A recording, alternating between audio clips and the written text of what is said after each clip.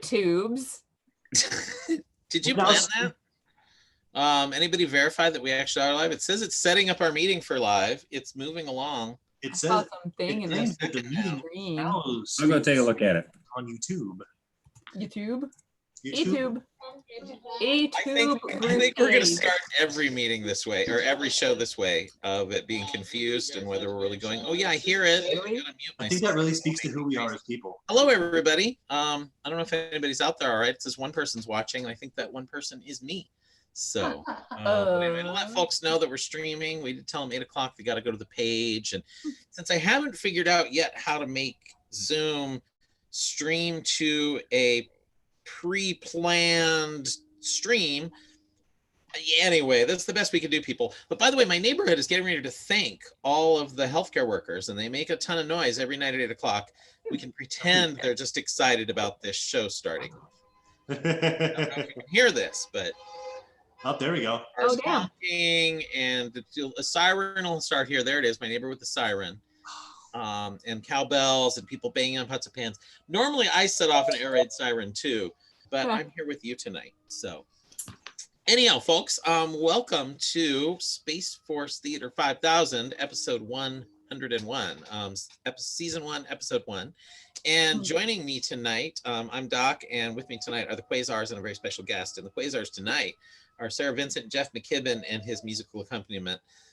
Should we just call you a minstrel, Jessica? Is that okay with you? Or bard? Do you want to be a bard? I could be the bard, yeah. Okay, and his bard, Jesse. And down in the lower corner, for me at least, is Bill. Bill's with us as always.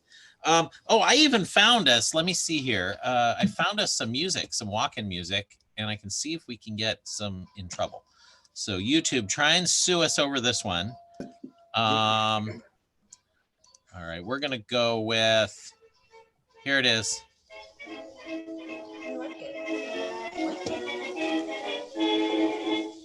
Love it. Yeah, so this is from 1917. This is the Victor Band doing I Hear the Ukuleles Calling Me. And the reason we can do this, YouTube, is that this is in the public domain, both the music and the performance. So we're testing YouTube right now to see if we get a ding. Our first copyright error, our first copyright ding on our first show of our first season is my goal. What a beautiful goal. Anyway, it's beautiful. We've got high hopes. My neighborhood's still going a little crazy. Anyhow, tonight we're going to talk about a few different things. First of all, there's some news that we can go into. We'll get to that first, that we'll just do a roundtable talk on it. And then we're going to talk about the Event Horizon Telescope and the fact that it had a discovery. And with us is Mimi. Mimi's a campmate of mine at Black Rock Observatory. She's one of our campmates and one of our great public educators that works with us there with Black Rock Observatory, does our demo table and all sorts of other stuff. So she's here, but in her day job or night job, as the case may be, she is a telescope system specialist, if I remember correctly, is your title. Which is essentially a telescope operator. You run the James Clerk Maxwell Telescope on the Big Island of Hawaii. And we'll talk to her about her role in the Event Horizon Telescope, or at least the James Clerk Maxwell Telescope's role. And the other telescopes that were involved from the telescopes in Hawaii. The Event Horizon Telescope, these observations are old now, so that heralds back to my other years at 7mm telescopes. That's true. That is very, very true. But they had a new result that came out that was about a year after their image of the black hole. Yes, very exciting. And then Sarah Vincent, what are you going to tell us about tonight? What's your input? We've got some things that we can do while we are in isolation. NASA has released a bunch of astronaut training things that you can do so you can pretend that this isolation is in fact astronaut training. Oh, well, that sounds kind of fun. So we'll take a look at some of that. And then Jeff, what's all right, somebody has me on. Who do I need to mute? What is making that noise? It sounds like somebody blowing the pipe, but you're not blowing the pipe. Yeah, I keep hearing that. Weird. Well, the background noise of going, ooh, that's my neighborhood going crazy, of course. But I was hearing my own voice coming out of the YouTubes from one of you, I thought. See, this is how professional this show is. But anyway, it doesn't matter. So Jeff, what's your what are you bringing tonight? I never got a Yeah. chance to nail this Just down. got a little bit of news coming out of space exploration. They're putting a little helicopter on Mars. Mm. My Foley artist. Yeah. Mm. And just a little bit of fun facts about a little exoplanet discovery. Oh, are you talking about the Earth one? It's just super. Have you seen the error bars on that? Yeah, they're big. They're like, it was like, I saw like 0.15 to 0.1 times. Yeah, well, that isn't that bad. Well, I'm not sure which one we're talking about. We'll have to get there, but there is the one I wanted to talk in the roundtable. We might steal your thunder, but we'll That's see. okay. I am totally okay with this. Yeah, and then we'll just turn it over to you and quiz you on it. And then Bill, what are you? You had some ideas of things to talk about tonight. Yeah. Whoa, he's a robot. Alien. Oh my god. Use the force. Infiltrated. They're totally taking over. Everybody stops razzing me. All right, good. Yeah. So more things to do also. What? Okay. I don't know what that Robo was, but that was amazing. What? I have yet to have a drink yet. And it sounds like this. So, Bill, you're digitally garbled in such an awesome way. It's like, Bill, will you say, I am Iron Man? yes! Yeah. No! It's like you're Darth Vader on helium. So, really sell the Black Sabbath. I am Iron Man. I do it better than that. I could not. So I'm going to keep my low key, Although, Yeah. Bill, you don't understand how dramatically messed up your audio is right now. Yep. Yeah. Yes. Yeah, you might need to reboot. And also, you should change that background because this show has absolutely nothing to do with Griffith Observatory, and I don't want to make anybody think that it does. So we really cannot have any backgrounds or anything having to do with that place. That How pleasant. all go earn $1 from, because then that gives the city control over what we're doing here. And of course, we have to remain respectful of things that are of our day job place, because, why wouldn't we be? It's Griffith Observatory. It's great, but I also just don't want to draw any attention to us. So, a beautiful thing. Anyway, I don't know if you fixed your audio yet. We might have to. Testing 1, 2, 3. Testing is my audio. No. Finding a fan. Awful. We'll have to Fantastic. reset here. All go earn $1 from, because then that gives the city control over what we're doing here. And of course, we have to remain respectful of things that are of our. So that was Sarah. Yeah, Sarah, you were playing the YouTube channel and you were coming through. So now. Me? Oh, just now. Just now. Because it just now came live on my screen. Okay. Yes. Yeah, I was just Anyway, waiting for it to even be I available. don't know how many viewers we have now. If I had 9 when we I. scare everybody away with I this. just think that all of our viewers will enjoy our little meta-analyses of our YouTube live showings.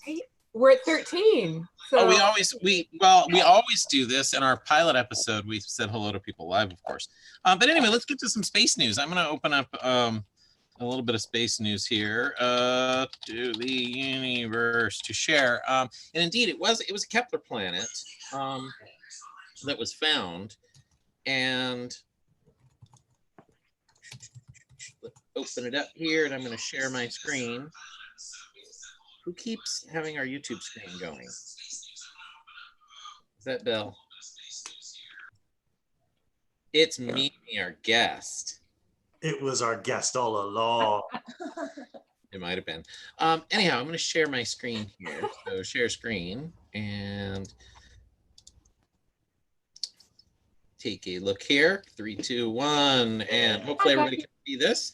Yeah, the Kepler Space Telescope, which was sent into out in outer space to find exoplanets. It used the transit method, where the planet passes in front of the star, blocking out a little bit of the light. And from our view on Earth, the star gets a little bit dimmer, and how long that takes and the size of the dip tells us how big the planet is, and the size of the orbit as well, because the amount of time it takes to cross the star tells us how far away it is. We also have to wait. It'll come back around and make another pass to confirm that it's a real planet passing in front of the star blocking the light. Well, there's a lot of noise in these data. there's star spots, there's just inherent fluctuations. Stars are inherently unstable, and they change their brightness oftentimes. Not all stars are as stable as our sun is. Anyway, these cause problems in trying to find exoplanets in these things. So they went in and cleaned up a whole bunch of the data, and they found another one. And it turns out it is the planet that is most similar in both size and temperature of any that has been found so far, which is pretty cool. So it resides in its habitable zone of its star. It's just about 6% larger than our own planet. So as you can see here in the image on the right-hand side, it's not a whole lot bigger than Earth. And it receives 75% of the light that Earth receives from our sun. So you might think this is a great option for life, right? It could have liquid water. It's not much bigger than Earth. The problem is, anyway, it goes around a red dwarf star. And red dwarf stars are not, they're not the best for life. Temperamental. Oh, I love them. See, I like to think of red dwarf stars as our Volkswagen Beetles. You know, you can kind of think about stars as automobiles, right? They're going to consume fuel. We have our big gas guzzling Hummer O-type stars, all right? They have lifetimes of, 100,000 years, all right? Really, really bad fuel efficiency. And then you have your Volkswagen Beetle M-dwarfs. They've been on the road forever. I mean, these stars have lifespans that exceed the lifetime of our universe, right? They can live 1 trillion years. They just keep on going. Is it rude? And I love that reliability. Already? What was that? Nothing. I was asking if it was rude to mute you already. Oh. Look on your face. I told you you're gonna have to cut me off at some point, guys. You know I get jazzed. You know I love to talk. You know I love to talk and get jazzed about space. No, that was all great. But what I wanted to talk about is the fact that M dwarfs throw these fits and have these flares with massive X-rays and their magnetic activity also just. Yeah, they're Mainly when they're younger, though.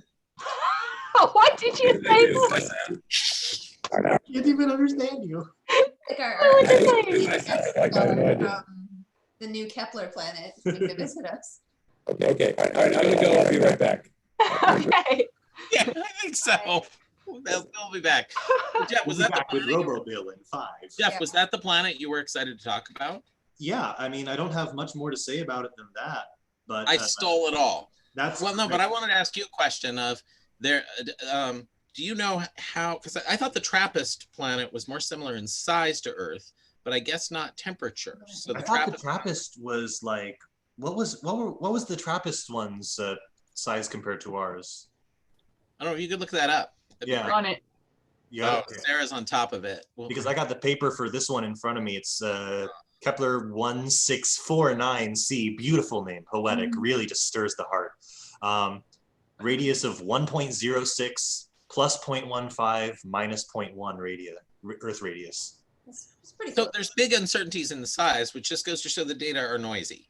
Yeah, but like I'd take a 1.25 times the size of Earth planet. I think that might be better than any of the TRAPPIST planets, but I'm not sure off the top of my head. TRAPPIST was better in size, but this one is better in size and temperature. I'd read somewhere, but Yeah.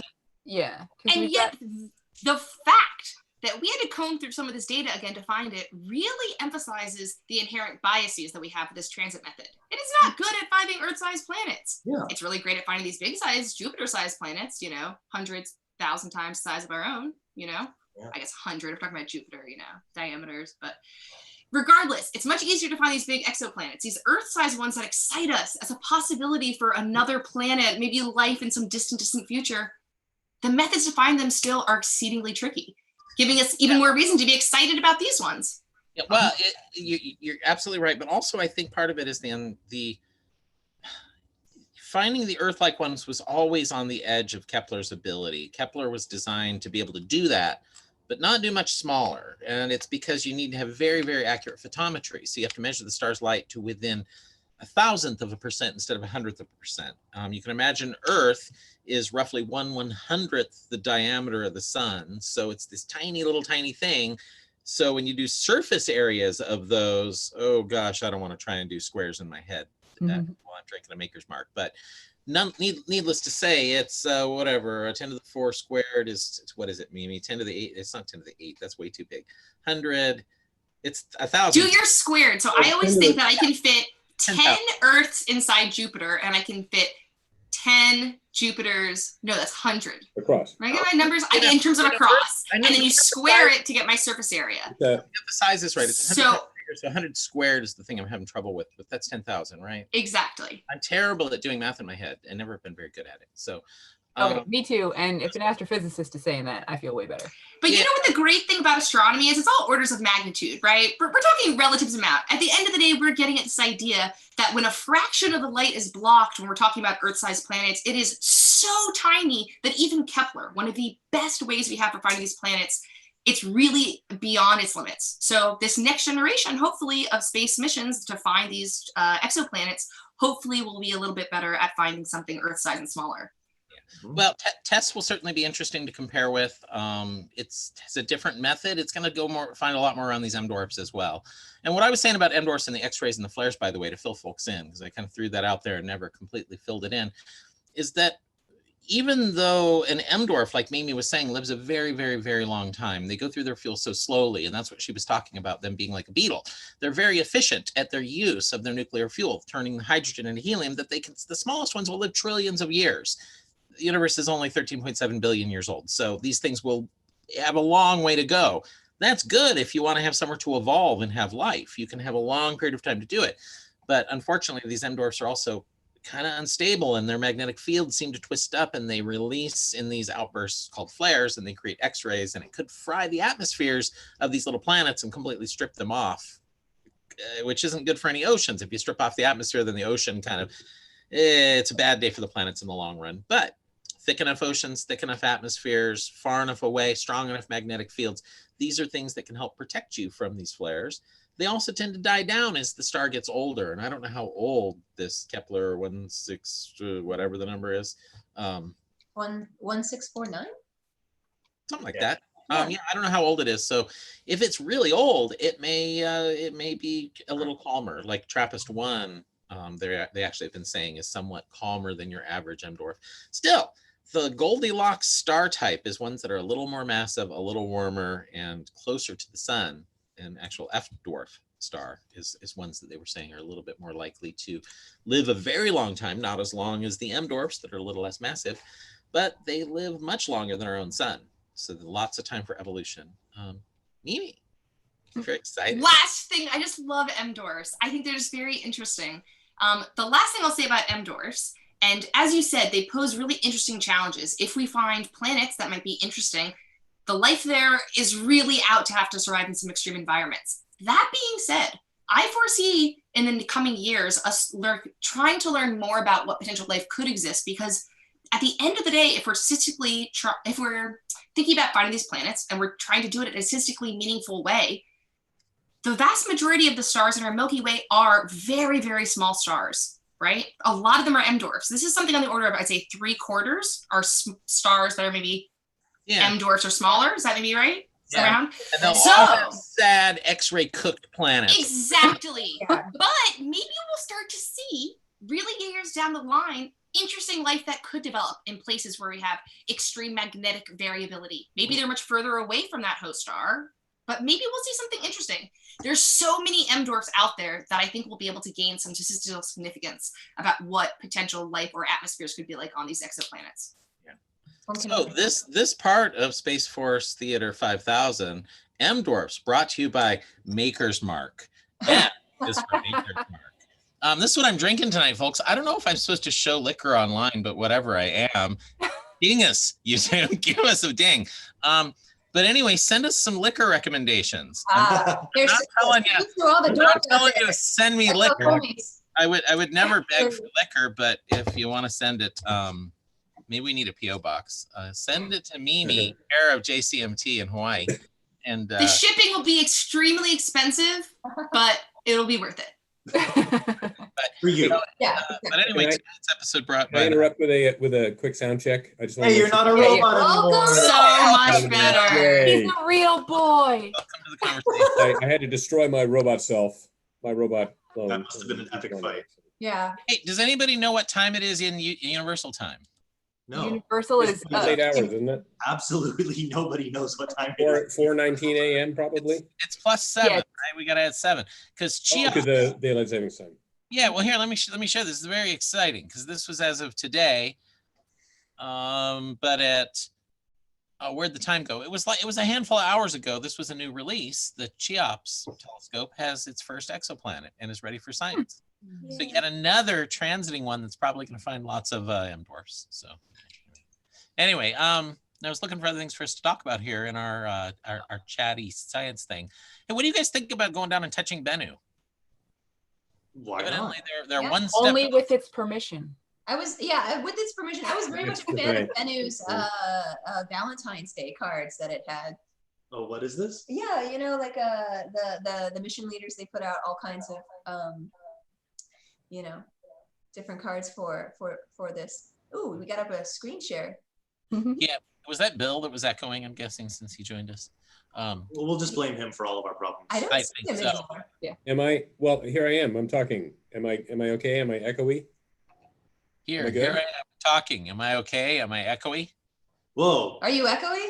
Damn. My It's coming question. Well, I Dr. had Ensign. bad sound before, so I'm trying to find out if I still have bad sound. No, you- you're No, good, I think you're you're good. okay. I was just hearing Okay. everybody a double time. But anyway, what I want to talk about is that it had a checkpoint rehearsal.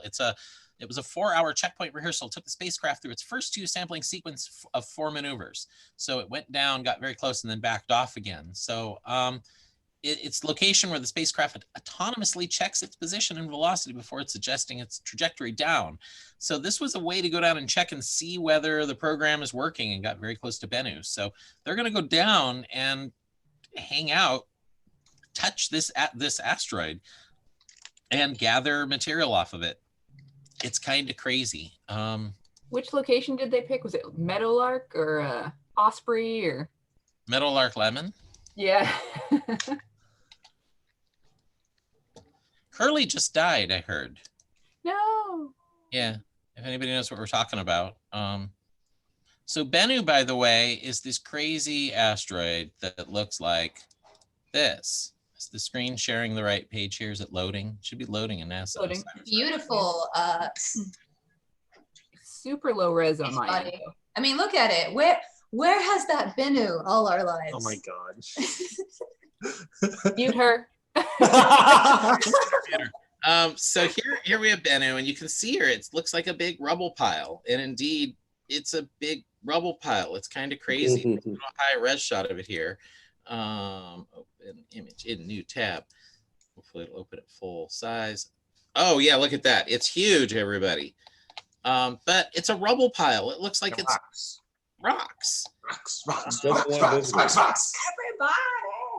So when they wanted to go down and get a sample, they needed things that were much, much, much smaller than these rocks. These are things that are too big for the little sampling arm to go down and grab. So they had to go do a search for the right place to go sample. And the sampling location,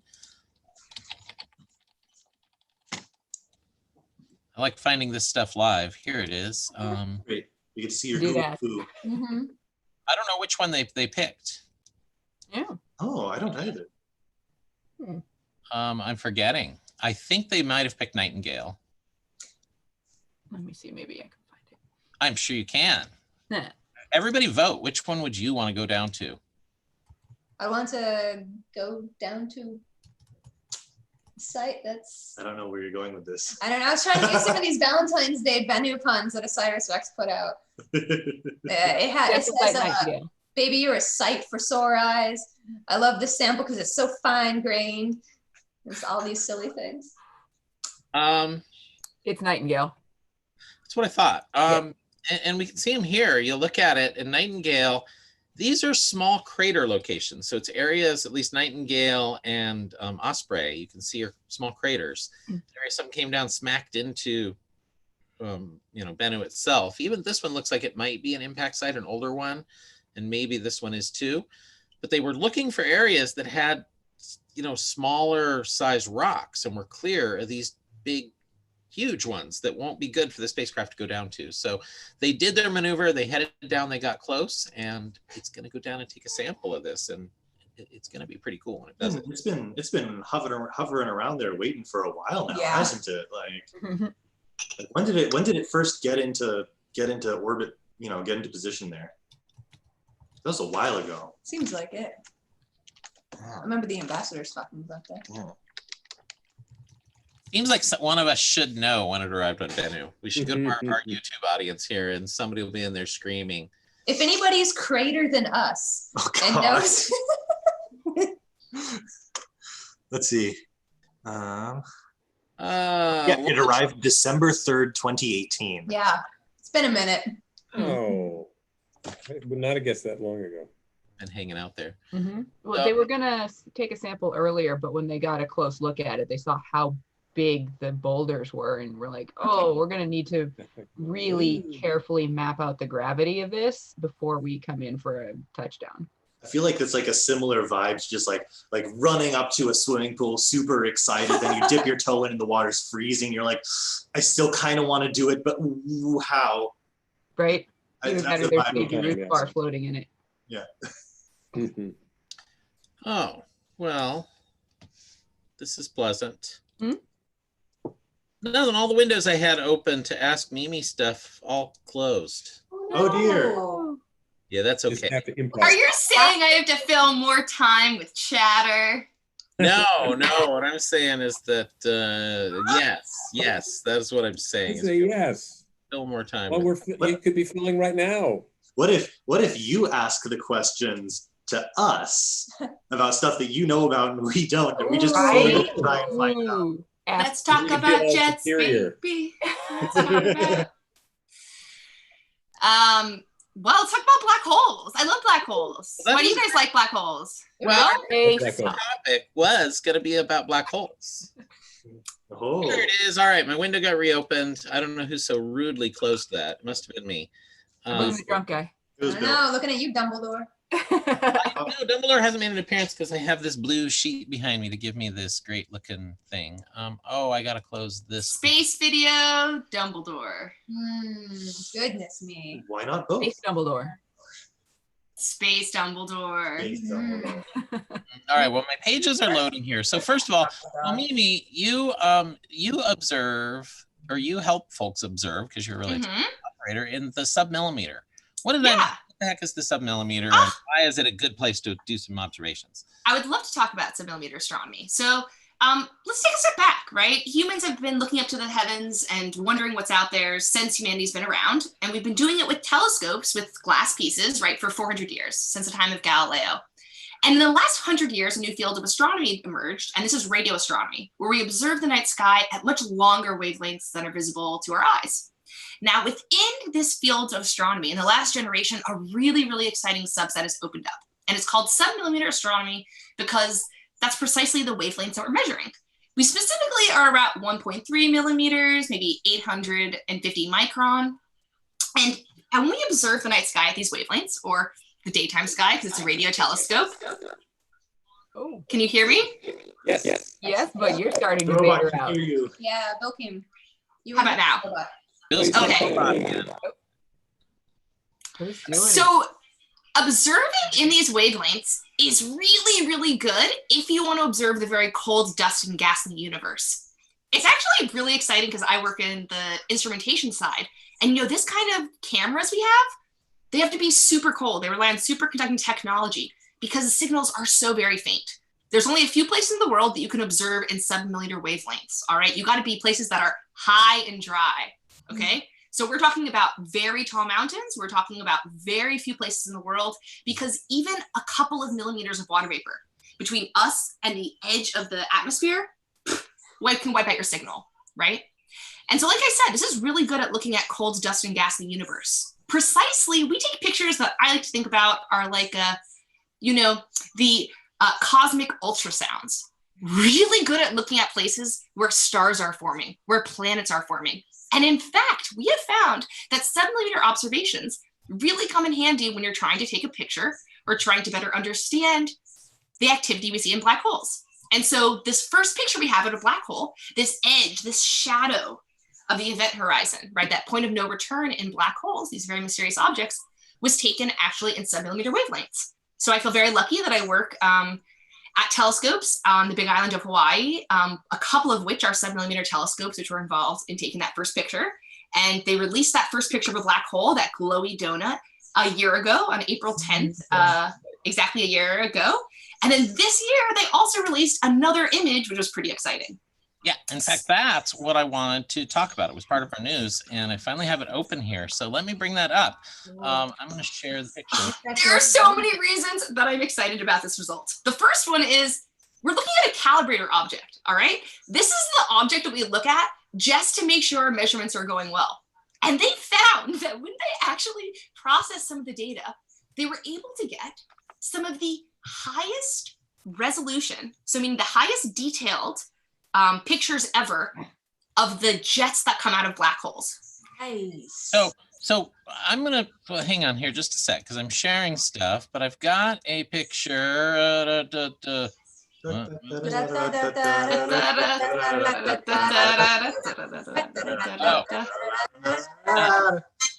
Gotten mad at me here, so hang on just a sec. We're getting there. We're getting there, folks. This is what happens when it closes on me. All right, we're gonna merge this into here. I love that you have to go to beautiful high Look at that. mountains. Look at that. Are now you seeing M87? Ooh, yes. Oh, yeah. And the jet. So this is the galaxy M87. It's the largest elliptical galaxy in the Virgo cluster, and it has a supermassive black hole down in the center, 6.5 billion solar masses. The thing is huge, and it has a jet shooting out of it, and actually that's the black hole that the Event Horizon Telescope imaged. And if we have time tonight, we'll go into more detail on that too. But first of all, you were calibrating to find, to be able to see the black hole in this galaxy when you saw this. It was what you're telling me, Mimi, or when the Event Horizon Telescope was calibrating, you saw another jet in another object. Yes. So let's just take a quick second, because there's something inherently mysterious about black hole jets.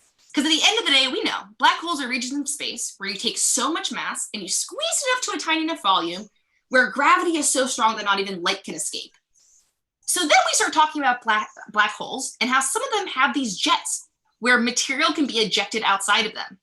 I just told you these are objects where gravity is so strong that not even light can escape. So how is it that black holes have these mysterious jets? It's pretty interesting, right? All has to do with the fact that these objects are extremely, extremely magnetically powerful. And so a little bit of material sometimes get threaded through these objects as they're rotating rapidly among these magnetic poles. But I mean, these are extremely, extremely quick moving objects, right? It's like trying to take a picture of an athlete in action. And so it's been notoriously difficult in the past to even imagine taking high detailed resolution images of these jets. And what they found was something that was really strange once they were actually able to take these pictures. All right. To remind some folks, the resolution of this telescope is beyond imaginable. All right. It is good enough that if we are pointing, a camera from here on Earth at the moon, we could spot a single grapefruit. So instead, when they use this very powerful resolution, powerful camera imaging techniques to take pictures of these jets in 3C279, a quasar very far away, they noticed something really weird. We assumed these jets would kind of be parallel to the accretion disk that's rotating. And yet that's not the shape we saw. That's not at all the structure we saw. If you zoom out a little bit for me, Doc. Yep. Yeah. Look at these sides. Yeah. See these weird angles. It's like perpendicular almost to the very base of the jet, which is not at all what scientists expect to see. So we don't know. Essentially, these are extremely complex structures. We have very little information at this high resolution. And so we're hoping that future observations will help clear this up. Future observations. So speaking of that, hang on just a second here. I had a question for you on that. All right, where'd my page go? I've got such great pages here. Announcement of next generation Event Horizon Telescope design program. What's all that about? How do you get bigger than the actual size of the Earth? Because I would love to tell you that. Here it is. It fills kind of, the Earth, this part of the Earth over here. Anyway, I'm not sharing my screen, I realize. So I'm just pointing at stuff and nobody's seeing it. So let me Right there. Right there. So you seeing this now? Yes. Yeah. Yep. Yeah, here's the Event Horizon Telescope. It covers the whole Earth. You've got telescopes in Hawaii. You got telescopes, actually one down at the South Pole below here. You've got them all over the place, but this is outside. That would be on the backside of the Earth. But how do you get bigger than the Earth? What are you going to do? I would love to tell you. All right. So the distance between the telescopes is determining the resolution, all right, or the ability of our telescope to distinguish fine detail. But if you think about the fact that a telescope generally should be collecting photons, and you think about telescopes as these photon buckets, If you go back to that picture Doc showed, we only have a few sites, relatively few sites compared to the span of Earth we're trying to cover. So one of the easiest ways to improve our observation is let's add some more telescopes, let's add more sites, all right? Another way that we could potentially improve it is observing at another wavelength. So the picture that we saw was taken at 230 gigahertz or 1.3 millimeters, all right? Much, much longer than our eyes could see. Now, if we push our frequency limit, if we push it a little bit higher, 345 gig, that's talking 850 micron, we could improve the sharpness of our image by 50%. Now, it poses quite a few challenges, all right? A lot of the sites that they're adding on to the Event Horizon Telescope, they're not nearly dry enough to be able to observe really, really well, getting all the signal at a higher frequency. So maybe that would complicate it. But if we keep adding more sites, the chances are that we could get places where the observation quality could be a little bit better, goes up. So that's what I'm excited, adding more stations and observing at a slightly higher frequency. Cool. Okay. Now, adding more stations, let me see if I can. And since the observations that were released, they've actually added a few stations. So if you go back to that map, a really great example is the Greenland telescope. I don't know if you've seen pictures of Thule, folks, but it is gorgeous. And there's a telescope out there, and it is one of the recent additions to the Event Horizon Telescope. This is just for the science nerds out there that want to. Oh, I love these pictures. This is how we describe coverage of, they're called interferometers. And that's essentially what's going on here. When you take the light, the radiation gathered by different telescopes and combine it, either through physical means, if the telescopes are all in one location, they can actually have waveguides, they can have cables that are exactly the right length such that the light transformed into electronic signals is transferred down, and you combine them, and they have to be combined what's called in phase, such that you retain the information about the time the telescopes gathered this signal.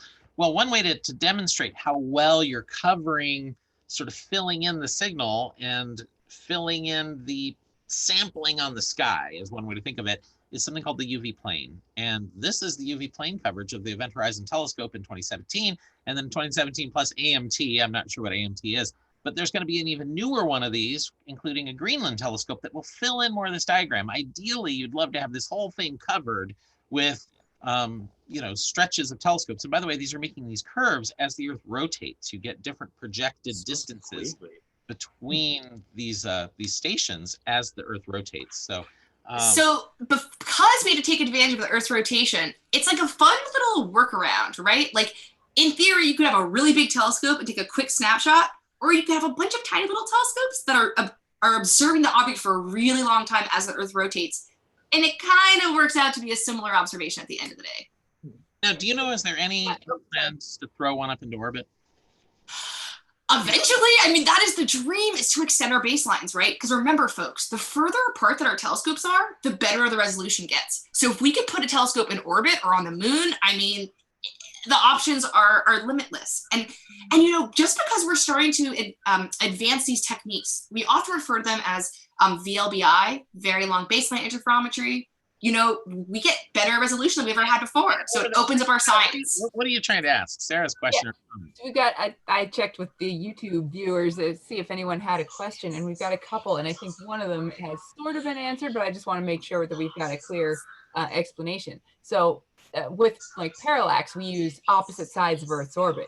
But when we're taking these pictures, can we do that? Or do they have to be all at the same time? Sarah, you should mute the YouTube stream if you're talking.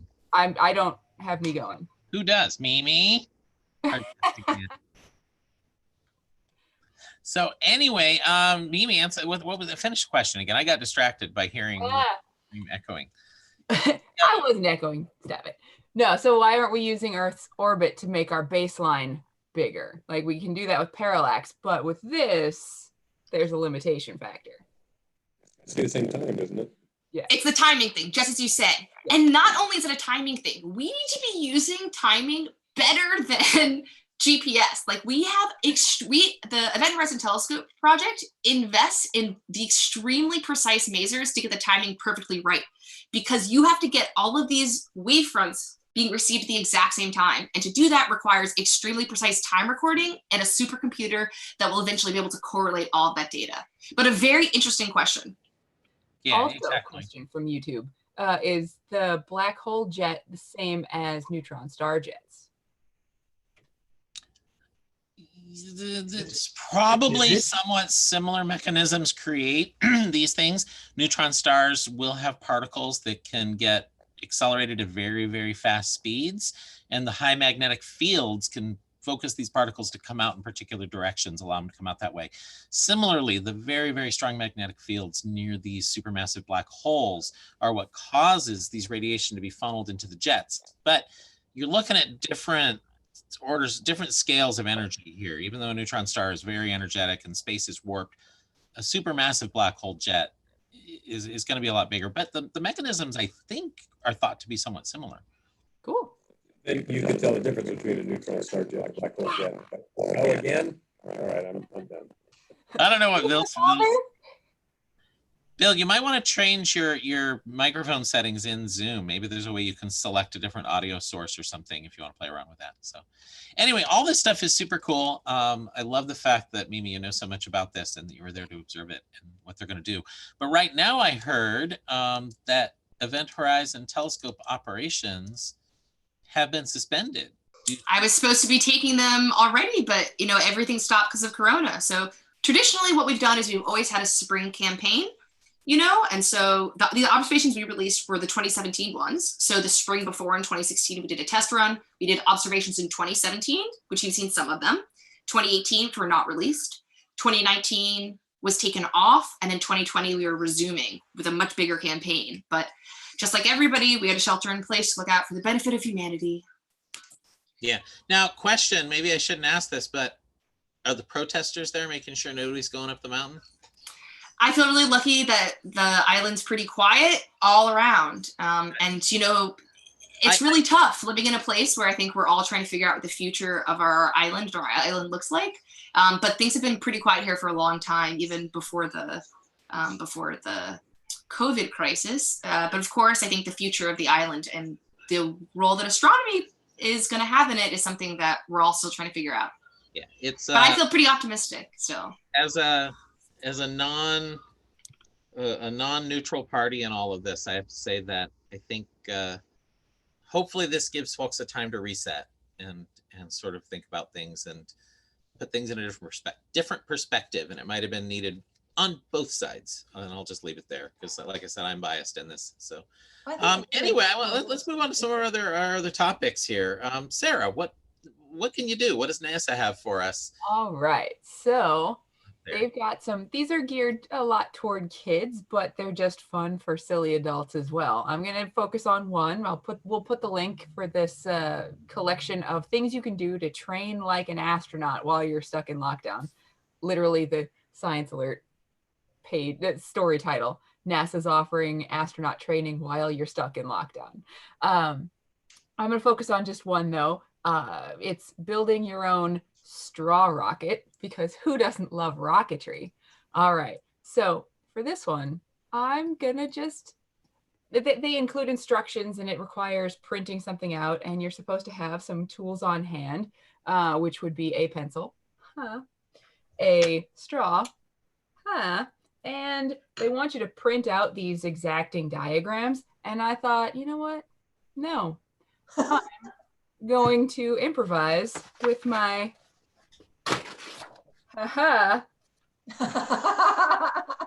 whatever's on hand.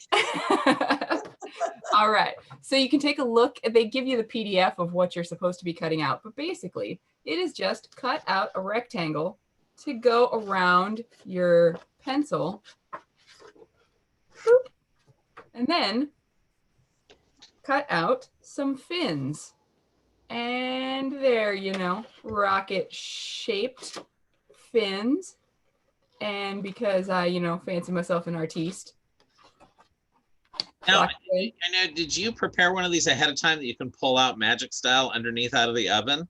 I was hoping to, but I did not because I got distracted by the pack. Right, well, no, but that's fine, because what we can do is you've given us the idea. To somebody else. We're going to go to somebody else, and you're going to prepare this rocket for us here, and we'll watch you do it as Jeff tells us about the helicopter that they're going to send to Mars. What's the update on that?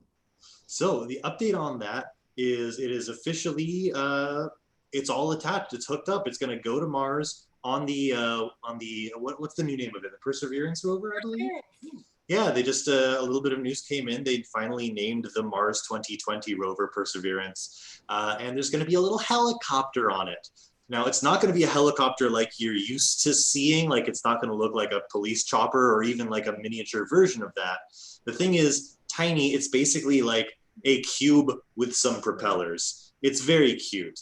And I was looking over the engineering specs because they're working with it on Mars. It has some very sort of weird properties for a helicopter. Like, its rotors are very wide and spin crazy fast. That's an atmosphere. Like, I downloaded some specs for it. Here we go. It's like a standard helicopter, like a Bell UH-1H. The rotors will go around about, you know, we'll just throw numbers at you. I love throwing numbers at people. 34 radians a second. This thing is going at 271 radians a second. That's like 44 times. There it is. Nice. There's my little cube friend. And the whole point of it is to be a little tech demonstration that will launch with the Mars 2020 mission. Can we fly at Mars? That has been a question for a long time. Basically, the idea is to use it as a potential pathfinder to help sort of more automate the rover activities. Because as it is now, the rover moves a little bit, sends a message back to Earth, wait for that message to get there, send some instructions back how to proceed, wait for the message to send all the way back, and you have that whole awkwardness. With this, it might be easier to automate, make a little program where the helicopter can fly ahead, identify obstacles, scout out. Yeah. So it's, I think it's really cute because the next Mars rover will be going with its own little tiny scout friend. Yeah. Like a falcon and a falconer. It's a cute little combo. And I just, even if the experiment doesn't work out, it's been pretty well tested. As well as we can on Earth with our, 3 times Mars's gravity. They actually weren't able to fully test it assembled because when they were testing it, in the proper atmospheric pressure, they had to take off the battery because it would have been too heavy to fly under Earth gravity. So they had it all wired up to a battery simulator instead. So it should work. I mean, JPL's been on a roll lately, with their rovers. And I think it's promising. I'm looking forward to actually seeing humans fly something on another planet. Now, is there any chance this thing's going to take off, go flying off, and come back like a boomerang and crash into the mast and destroy Perseverance? There is always a chance of catastrophic failure, no matter what. Okay. Still, but it's pretty. Failure is not an option. Yeah, but it's not playing fetch. It's going out. That's why it's got those awkward long landing legs. It's gonna fly off the rover, then set itself down. Hopefully better further away. It's not going to be like coming back to the rover. It is supposed to hop and do little explorations, but it's cool technology. I like the notion of being able to fly around. Yeah, It's also a nice reminder that there's no social distancing on Mars. Their buddies get to hang out close to one another. He can fly away, but he can still fly back home. And for all of you at home, don't worry. We quarantined separately for 2 weeks before we started quarantining together. So stay safe, kids. Take it seriously. Back to us. Well, I just want to point out that my mom made me this cool mask with stars. Oh, is it stars? Oh, it's adorable. I like it. So can you get a close up here? Oh yeah. Ooh, sparkly. Indeed. Shout out to Betty. You're a stellar feller. Look at that. Where's Dumbledore been all this time? He hasn't come and said hello. He's the real star of the show, but I need to better get him into the show. But let's check in on Bill. We still have about 10 minutes left in the show. Has Bill worked on? I may not be able to talk. Am I sounding strange? He's not a robot. Oh, you sound. You know, I did change my microphone. I'm just going to tell you about one thing here that caught my eye, and it's another thing to do when you're a cooped-up science fan. And it's at Caltech. It's an online course you can take with Mike Brown, The Science of the Solar System, and it's easy to find. Just Google or search Mike Brown Caltech Solar System course, and it's very easy to find. Or you can just see it's mikebrown.caltech.edu/teaching/science-solar-system. Why would we want to listen to that Pluto killer? Well, he's also a Planet 9 finder, you know. Has he yet, though? He's not against the ninth planet. Hypothesizer. He didn't kill Pluto. He just gave it a new category. Pluto killed itself. Pluto did. No, maybe we'll get Mike Brown on the show someday to tell us about it. That'd We'll be see. cool. Um, We should get his partner too, because they got to be like together, like sharing the responsibility. Oh God. Hey, can I also bring up something that I Thank just you. thought of a minute or two ago, the beginning of the show when you were talking about, in a couple of billion years, we're going to finish making stars, right? I mean, a couple more billion years and we'll run out of stuff to make stars. That's what one of our guests told me at the, How long? No, I don't know. It'll be billions of years, but not a couple. Well, anyway, at some point, red dwarfs will be all that's left in terms of stars. At some point, No. Well, sure, but that's still no good. But what we'll need to do is there'll be all these red dwarfs floating around, and we'll have to get our Vogon interstate builders and go around and haul the M dwarfs and collide them together and build bigger stars. It will Okay, so require there's a lot of efficient- chicken vindaloo. It will take a lot of chicken vindaloo. Red dwarf joke. Like pushing a star at Outside, there's no kind of atmosphere. Anyway, eventually. Or less. All right, sing us So out, good. everybody. Oh, we got 9 minutes left. We can't sing out yet. Now I've made my rocket. We could So ready with that. we could just sing the same song over and over again. That would work too. I want to see Sarah's rocket. Sarah, I want to see a rocket. Yeah. that you Now the made. rocket is finished. I take it. You The said. rocket is finished. Oh, it's Nice. Made out of a voter's ballot handbook. the most patriotic rocket. Hell yeah. So how did it work with the pencil and the straw? What did you do? You All put right. the- So what I did You was were I watching? made a thing and I molded it around the pencil so that it's got a little nose cone, and you seal okay. the nose with tape so that it traps the air. And then you put the fins on it, for stabilization, like an arrow. And then you shove a straw up its butt and Woo! across the room. There was no countdown or a lift off there. That did Wow. not feel like a rocket launch. Oh man, I totally failed that. You're gonna Didn't see even my clear the launch pad. This was when I stand up right now. safety hazard. Yeah, you need to do that from farther away so we can see more of the flight. That's true. If you could step back Yeah, I beyond want to those see that power trajectory. lines. Oh, but with the background, it's gonna like phase in and out of existence as it flies. It might. I'm going to fake it by doing this. Come here, Dumbles. It's like a ghost rocket. It is a ghost rocket. Nice. And landing So site. can you see the Whoa, planet like this? Elon Musk. Yeah. Whoa. All right. So He's I in want barge now. to jump back over to our YouTube stream for a minute here, checking on it. Anybody over there have any questions? Anything you want us to follow up on in our last 8 minutes here of the show? We normally turn to the YouTube audience sooner, normally as in this is our first real show. So The precedent we established. exactly. Right now by saying it. What do you want to know about? Maybe we can tell you about it. And if not, we'll tell you about it next show, which we're hoping to do these roughly every 2 weeks until we're out of isolation, out of stay-at-home orders. And then the plan is to take this show a little bit on the road. We'll still do gatherings like this where we'll get together, talk about a little bit of news in here and there, but we'll hopefully have a produced piece about a little bit of a travelogue where we're going to go off to locations starting near here in LA where science and astronomy has been done and tell you both why the location was important for it, what they did there, and then what it told us about science and told us about the universe and why that's important. So that's our plan for Space Force Theater 5000. And that's why it's going to be different than I think just about anything else that's out there at the moment. Folks tell you about the science, folks tell you about the astronomers, they'll chat with them. We'll do that too. If there's somebody we can interview, we can get them on the stream, we'll do it. We'll do all sorts of things, but really we want to go out and see the places that have been instrumental in telling us about the universe. So we're going to do that. Does that mean you're going to be coming to Hawaii anytime soon?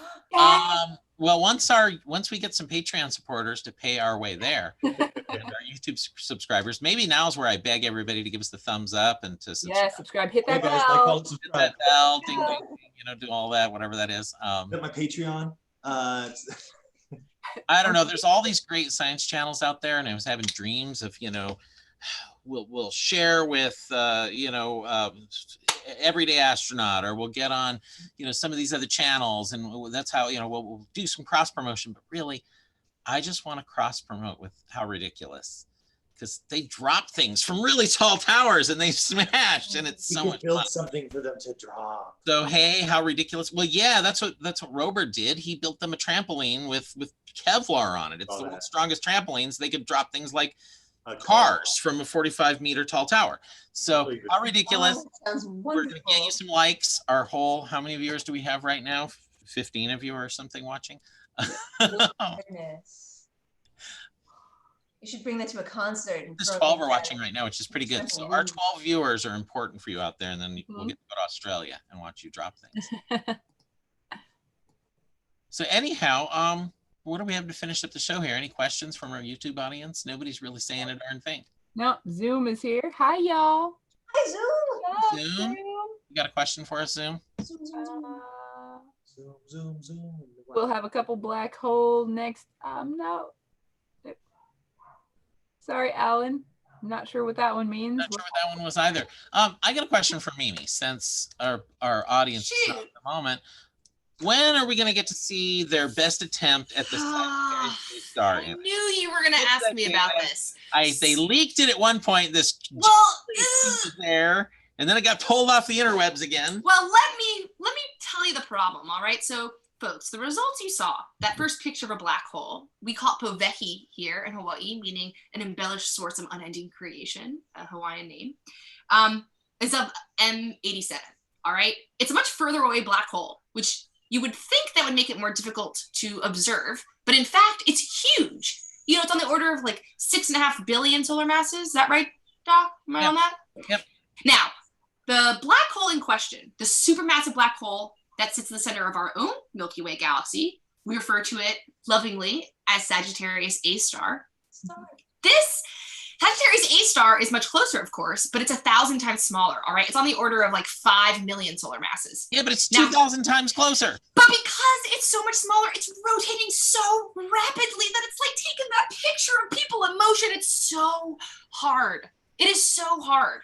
And because of that is the data reduction side, and ensuring that the image is one that we can feel is scientifically robust becomes a lot more difficult. And so that is actually another exciting result that maybe you'll see from the Event Horizon Telescope, is what that first picture of Sagittarius A star looks like. A black hole that does not have those jets that we saw in 3C279. Now, would it have, so correct me if I'm wrong, Sagittarius A star is not eating anything at the moment. There isn't really a bright accretion disk, right? So what are we going to be taking a while back, right? A couple of years back. We still want to see essentially the edge. It's almost this shadow from when no information would come back, as close as we could get towards the center. Yeah. So we are still expecting to see something very exciting, something that'll be very illuminating. You know, at 4 million solar masses, what kind of diameter does that one have? Well, much smaller. So of course with black holes, they're going to scale very easily with their mass and their radius, right? So we have some nice equations to be able to quickly do that. The black hole for M87 is a little around the order of the size of our solar system, to give you some perspective. So much smaller. Yeah, much smaller. The image we should get of Sag A star should be about 2 times the size of the image we got from M87 star, though. But anyway, that aside. Anyway, Bill, I don't know if I cut you off. Was there anything else that NASA, by the way, or anything else that people are doing during COVID? I got excited. I have been doing homework, so I haven't. Hey, Bill has a lot of people have been going along with reliving Apollo 13. Oh, that's a fun thing. Yeah. Yeah, folks have been. It's the anniversary of Apollo 13, which there's, that's been a lot of fun. Can I show my dad's picture thing that I? Yes, the Silver Snoopy recipient. So, Bill, what is your such a high honor program and your father's connection? My dad was a camera guy who worked for TRW out at Capistrano when they were testing the lunar lander engine, and he would take very high-speed film of it to slow it way down. And let's see, where the heck is this? There it is. And slow down, and so the engineers could study the burn of the engines, and as they developed the lunar lander module. Anyway, so he played a part in it, and when they brought Apollo 13 back, it was that engine that got him home. And so TRW was one of the places that Lovell and the other Swigert and Hayes all went around to, and Lovell handed everybody, he handed the heads of departments a silver Snoopy pin, and it turned out my dad was the only camera guy, so he was the head of his department. Later they expanded it, but so I'm going to share my screen and show you. Wait, am I sharing yet? No, I'm not. Am I? Yes. Gotcha. Oh, I am? Okay. Oh, confirmed planets. Confirmed planets. Confirmed planets. There it is. That's my dad with glasses and Jim Lovell. No, we're looking at No. confirmed planets. We What? saw the Snoopy for a moment. Yeah. Oh, wow. Yeah, look at that Jupiter. Well, I'm not sharing my screen then, obviously. So let me. No, you're on share screen. You just picked the, for some reason it shifted application. So it'll focus. Yeah, I know. But what I'm saying is that when I shared my screen, I went to. Oh, You can do it. I believe in you. I know. We're still learning, guys. Thanks for watching. Thanks for sticking No, around. I've been using this so long. Okay, stop share. I'm gonna go get that back up again. Yes, like that, and then share. How about that? I'm glad Bill came to all the meetings where we practiced all this stuff. They were super essential. They were. I've been doing this. I know you have. That's why it's fun to. Are you able to see this now or no? I can see you. I can see your Right. face All right. and your beautiful beach. Last time. If it doesn't work this time, forget it. Beaches are closed, Bill. Yeah, Bill. Oh. Beaches are closed too. What are you doing? There's no How about way. that? Our beaches are closed, There we but go. you can walk to the water. Actually, no. Yeah. So this is a great photo of your father here. Yeah, and Lovell. And that's it. Very proud Wait, moment for him. Who's Lovell? Nah. No, really. Some of our audience members might not know. Oh, Jim Lovell was the commander of Apollo 13, played by Tom Hanks in the movie. And he, he commanded that thing right on back home. I've been listening to all kinds of radio communications they had between mission control and the spacecraft, and it's been fascinating to do that. And by the way, that's a thing you could do actually. Ooh, fancy. Oh yeah, go and see the replay and experience. Yeah, Apollo Live, was it, or something? Yeah, we've been doing Live. that. If you go to Apollo Live, they literally have entire missions from pre-boarding the rocket to the very, very end. Tomorrow's when they would have and everything in splashed down, I between, all in think. real time. So it's fascinating. The Apollo 13 one, of course, is really interesting. And my main thing that I take away from that was watching parts of the movie and watching, this, is that the astronauts in the movie were really good at being dramatic. And the astronauts in real life are really good at not being dramatic at all. They were so good that so calm, life and death. Yeah. I I'm getting actually, everybody off here, so because it's time for us to end our stream. oh, The show is over. We're actually over by about 2 minutes. Oh my Oh, no. God, the horrors. So, but anyway, thank you for all joining us tonight. We had some fun with our first official episode. If Woo. just tuning into these, we did post also our our dry run, our tech check, our pilot episode, if you want to call it that. Also Jared Head, who's out there. He's another one of our quasars. He'll be joining us randomly. But let's all thank Mimi for joining us tonight. thanks guys, this is awesome.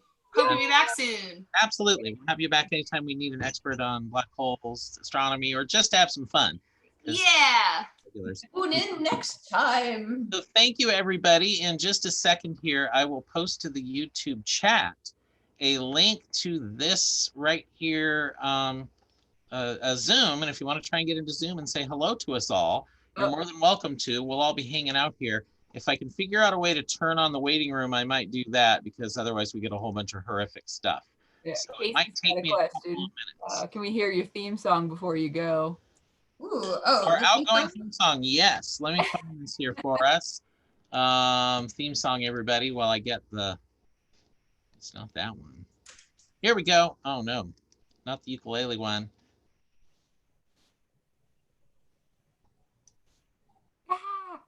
Which one is it? Now, right now, quickly. What? Oh my God, what?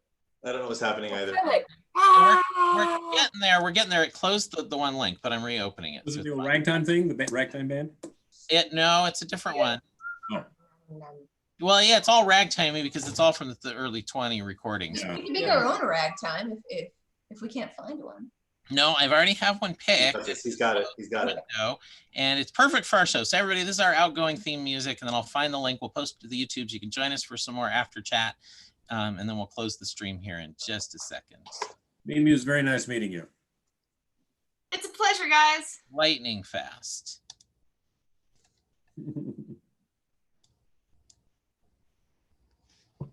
I swear it's coming any second now. I know. Yay.